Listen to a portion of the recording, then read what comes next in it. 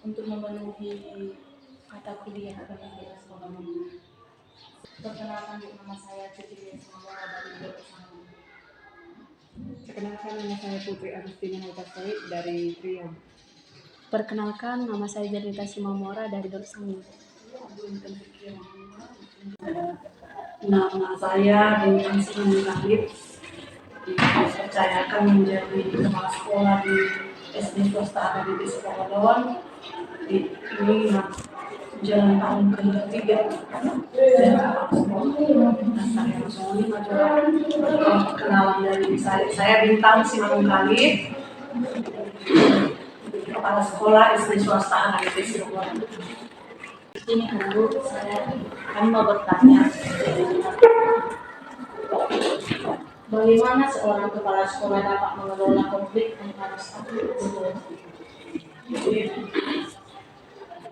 Karena kita ciptaan Tuhan diberikan isi kepala yang berbeda-beda, satu dengan yang lainnya dengan yang lain, tidak menutup kemungkinan akan terjadi konflik.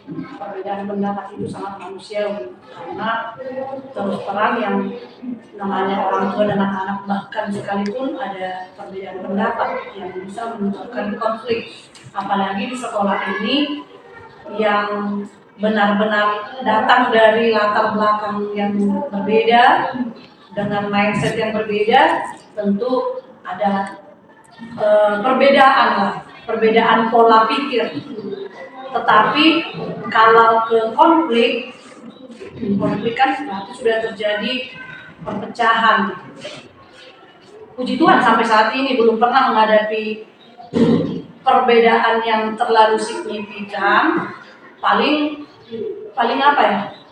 Masih sebatas perbedaan pendapat yang masih bisa ditolerir dan belum saya anggap menjadi konflik, gitu kan. Jadi, tapi seandainya pun terjadi konflik antar rekan di tempat ini, saya sebagai pemimpin tetap, karena ini adalah sekolah Kristen, sekolah AKBP, saya akan mencoba menyelesaikannya secara kolong kasih, gitu kan. Itu yang pertama, karena saya ada di sini pun, saya duduk di sini pun berdasarkan kolong, berdasarkan kasih, gitu.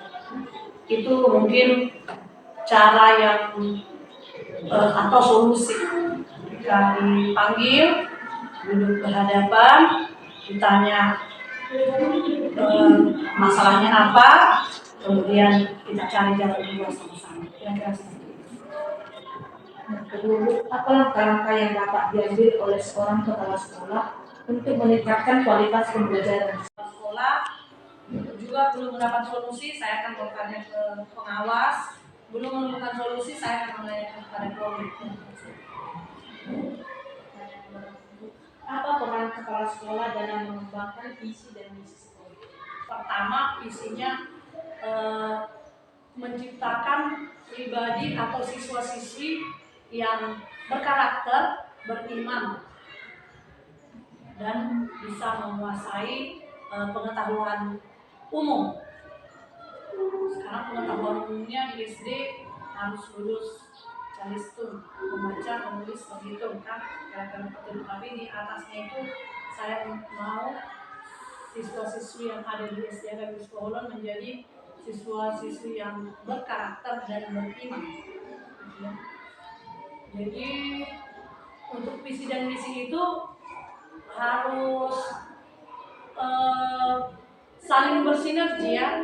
Saya buat tadi berkarakter dan beriman, tapi saya tidak mengajarkan agama, ya. Saya sudah visi yang salah, ya. Artinya supaya tercapai visi tadi adalah misiku apa, melalui melakukan pendekatan ke siswa secara langsung tentang iman mereka. Iman kan nggak ada yang tahu kalau sebenarnya, tapi saya mencoba untuk memperkuat iman mereka melalui apa? Rajin berdoa. Setiap hari Senin itu selalu ditanya siapa kemarin ke sekolah minggu, gitu. Siapa yang tahu ayat hafalan bulan ini, gitu. Itu secara otomatis sudah meningkatkan rasa sudah meningkatkan iman mereka. Apa saja tantangan yang dihadapi Islam itu? Jadi tantangannya sedapat mungkin jangan sampai menimbulkan konflik. Setiap apa yang keluar dari mulut saya, perintah saya, sedapat mungkin saya usahakan tidak menyakiti hati mereka. Karena kan sama yaitu dengan apa? Direct sentence, kalimat langsung dengan kalimat tidak langsung. Tuliskan dulu, kumpulkan kalian dulu RPP kalian. Atau sama yaitu maknanya dengan bisa tolong kalian kumpul dulu RPP kalian, aku mau lihat. Jadi sedapat mungkin alay kan aku manusia, pasti ada aku menghadapi di mana aku masa apalagi kita perempuan setiap mau datang bulan hormonnya beda-beda, kadang marah, kadang bawaannya capek, jadi sudah seperti itu datang dari sana mau masuk ada kita lihat guru duduk dengan santai sementara siswa kemana gitu kan, di situ tantangannya. Jadi jangan sempat aku marah gitu untuk menyampaikan bahwa caramu itu salah gitu, karena menurutku itu kurang bagus saat itu gitu kan. Jadi sedapat mungkin dijadikan rekan mereka, bukan dijadikan anggota, bukan dijadikan bawahan. Rekan yang bisa membantu aku supaya sukses harus mereka, tapi di balik kesusahan mereka pun harus ada aku. Jadi mereka itu kuanggap rekan, bukan bawahan. Pertanyaan yang ketiga itu, bagaimana seorang pemimpin dapat membangun dan memelihara hubungan yang baik dengan anggotanya? Itu tadi ya, jadi ada sesi curhat, contohnya di antara guru dengan saya, gitu kan. Saya coba masuk, kalau contohnya saya kenal contoh ya, mana ini bu? Mereka yang cerita, cicilanku bulan ini belum apa, gitu kan. Itu kan sudah termasuk ranah pribadi yang harusnya dia bisa cerita ke saya, dia juga bisa tidak cerita, gitu kan. Tapi kebetulan saya dengar, coba tanya, kemudian bicara. Siapa tahu ada solusi gitu kan. Jadi membina hubungan yang baik itu, dan sampai saat ini ya puji Tuhan aku memiliki 8 orang rekan, bisa aku jadikan mereka partnerku. Mereka bisa cerita ke aku masih dipercaya sama mereka untuk mendengarkan setiap curhatan mereka, walaupun kadang curhatan ini adalah di luar keperluan sekolah, tapi itu pun kudengarkan, apalagi untuk kebutuhan sekolah gitu kan.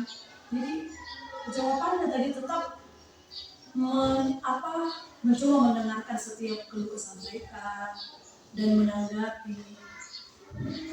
Adalah apa perbedaan simpati dan empati, kira-kira seperti itu. Mempunyai rasa simpati terhadap mereka. Kalau saya punya simpati itu terhadap guru-guru saya juga akan punya itu kepada mereka.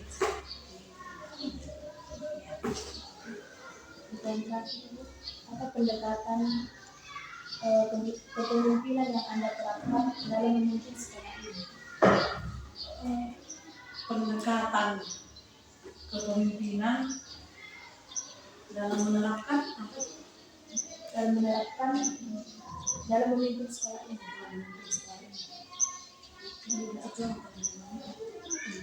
Jadi mau yang memimpin sekolah ini, satu itu tadi harus beda yang kita sekolah dengan yang kita berada tanda salib kita sekolah Kristen. Jadi saya memang lebih banyak melayani dibilang kasih gitu kan, holong itu kan. Jadi holong waktu tuh rekan-rekan itu tadi ya.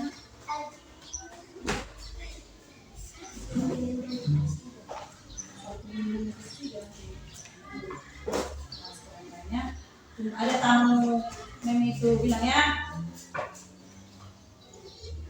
cause everything is never as it seems. When I fall